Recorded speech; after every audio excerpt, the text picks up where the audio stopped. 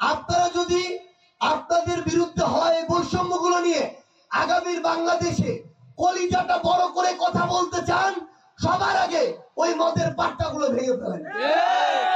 মৌলভীবাজারের কমলগঞ্জ উপজেলার কুরমা চা বাগান মাঠে অনুষ্ঠিত হয়েছে চা শ্রমিকদের বিশাল সমাবেশ। সমাবেশের প্রতিপাদ্য ছিল ন্যাশনাল টি কোম্পানি সহ সকল চা বাগান অবিলম্বে চালু করো, শ্রমিক ও চা শিল্প রক্ষায় কার্যকর ভূমিকা গ্রহণ করো, মনুষ্যোচিত মজুরি, শিক্ষা, স্বাস্থ্য, বাসস্থান ও চাকরি নিশ্চিত করো। জাতীয় নাগরিক কমিটির মুখ্য সংগঠক সার্জিস আলম প্রধান অতিথি হিসেবে বক্তব্য রাখেন। তিনি বলেন, স্বৈরাচারী গোলাপী হাসিনার দৃষ্টি ঢাকা থেকে টুঙ্গিপাড়া পর্যন্তই সীমাবদ্ধ ছিল। দেশের অন্যান্য অঞ্চলের চা শিল্পে তার কোনো নজর নেই। চা শিল্প শেখ পরিবারের ভাগ বসিয়েছে। তিনি আরও বলেন, চা বাগান এলাকায় কোনো মদের পাট্টা থাকা উচিত নয়। এগুলো শ্রমিকদের জীবনে বিষ ঢালছে। তাই এই পাট্টাগুলি ভেঙে গুঁড়িয়ে দেওয়ার জন্য আমি শ্রমিকদের আহ্বান জানাচ্ছি। সমাবেশে চা শ্রমিকদের বিভিন্ন দাবির বিষয়গুলো তুলে ধরা হয় এবং তাদের জীবনমান উন্নয়নের প্রয়োজনীয়তা নিয়ে আলোচনা করা হয়।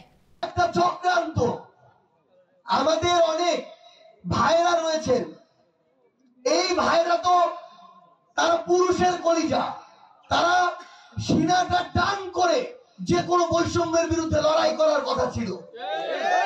আমার এই ভাইরা যে কোনো সময় আমাদের বোনদের সাথে যদি ওই চা বাগানে কোনো অত্যাচার হয় তাদের পক্ষে দাঁড়িয়ে যাওয়ার কথা ছিল, কিন্তু তারা চক্রান্ত করে সেই ব্রিটিশ আমল থেকে মদ খাইয়ে আমার ভাইদের মনোযোগ, চিন্তা ভাবনা ওই বৈষম্যের বিরুদ্ধে থেকে অন্যদিকে নিয়ে যাওয়া হতো।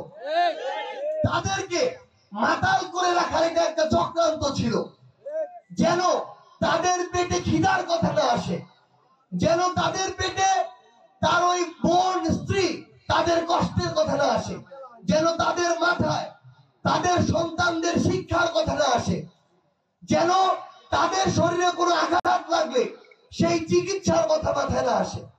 এগুলো ছিল একটা চক্রান্ত, যে তাদেরকে কিভাবে মাদকাসক্ত করে অন্য একটা মোহে এবং চিন্তা আসক্ত করে রাখা যায়।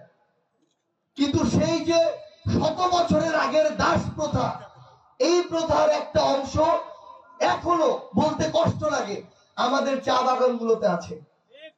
আমি আমার ভাইদেরকে, আমার বোনদের প্রয়োজন নাই, আমাদের যে ভাইদের বিরুদ্ধে এই চক্রান্ত করা হয়েছে তাদেরকে অনুরোধ করি, আপনারা যদি আপনাদের বিরুদ্ধে হয় বৈষম্যগুলো নিয়ে আগামীর বাংলাদেশে কলিজাটা বড় করে কথা বলতে চান, সবার আগে ওই মদের পাট্টাগুলো ভেঙে ফেলেন।